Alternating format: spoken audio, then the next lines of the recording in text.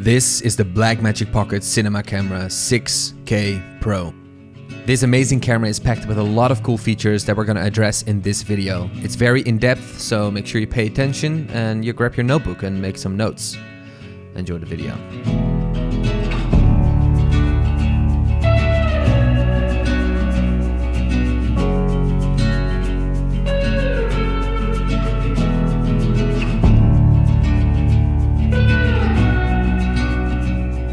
Blackmagic released this camera last week and I ordered it straight away because I knew this was the camera I wanted to get.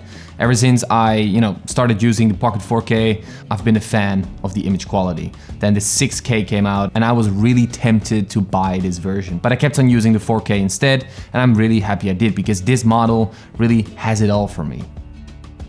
Let's quickly go over the features that this newer Pro model has over the regular 6K version. First, it comes with a brand new 1500 nit LCD screen that tilts up and down completely. Also, it runs on newer MPF 570 batteries that will last you a lot longer than your normal Canon LPE6 batteries. Also, it has a color science update going from generation 4 to 5, but the older models will have this update within the month as well. It also is a lot bigger, so it is nicer to hold in your hands, and I think that's a big plus because the 4K and the 6K version, they're quite small. And of course, it's a pocket camera, but still, I like to have a little bit of, grip, especially when doing run and gun filmmaking. It now comes with two Phantom-powered mini XLR ports on the side and also two screw holes on the bottom for easier plate mounting and all that good stuff. But the feature I'm most excited about are the internal ND filters. This camera comes with 6 stops of IR/NDs, which stands for infrared neutral density filters. And it's pretty cool. It is such a nice feature to have in this camera.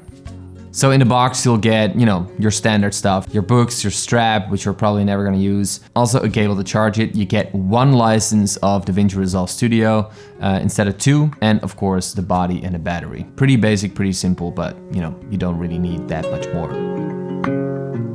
The menu didn't change too much. The record menu is quite the same. The first change you'll see on the monitor page, you now have a viewfinder option in the top row.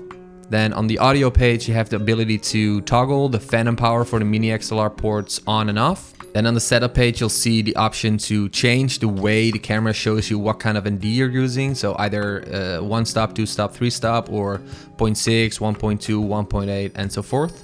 And last but not least, because the camera runs on generation 5 color science, you'll also have the LUTs to transform it into extended video and video. So a lot of people are curious whether you can shoot 4K DCI without a crop on your 6K body. Well, the answer is no, you cannot. The way a cinema camera shoots RAW is basically it processes RAW from its entire sensor. So it utilizes the entire sensor data to record the clip. So if you're using a 6K sensor and you want to shoot 4K DCI, you're basically cropping in on the sensor. That does mean that you crop in on your focal length.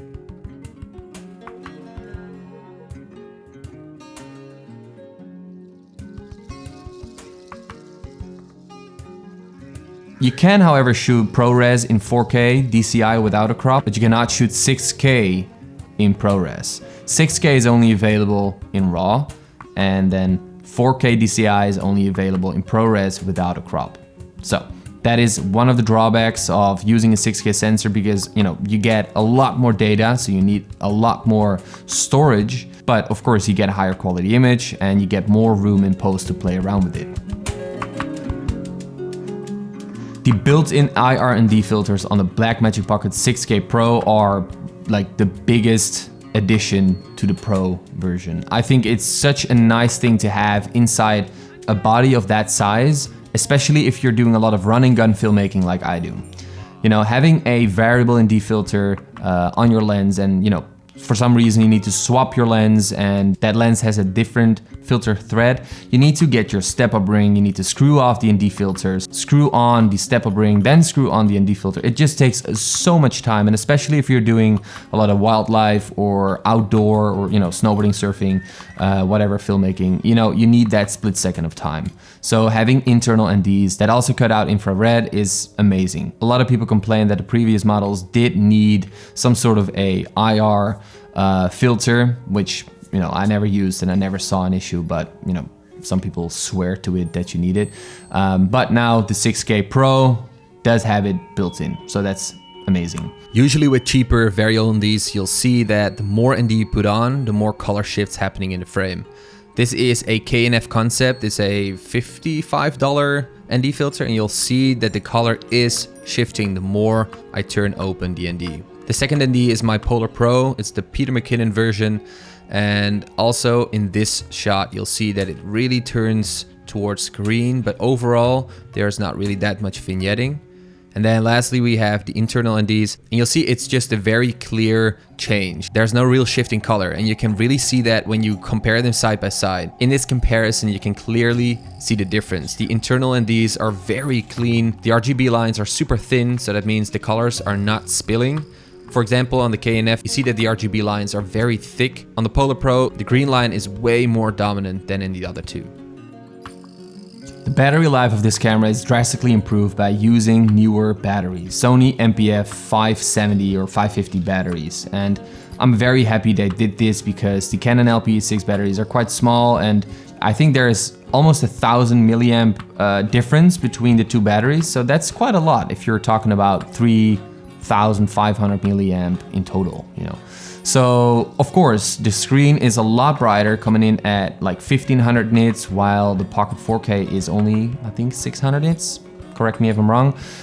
So that's a big difference, and that definitely draws a lot of the battery life. In this comparison, I used the original batteries that came with both cameras. You can see that there's a 10-minute difference from the 4K to the 6K Pro, which is kind of interesting because the 6K records in a lot higher resolution and has a 3 times brighter screen.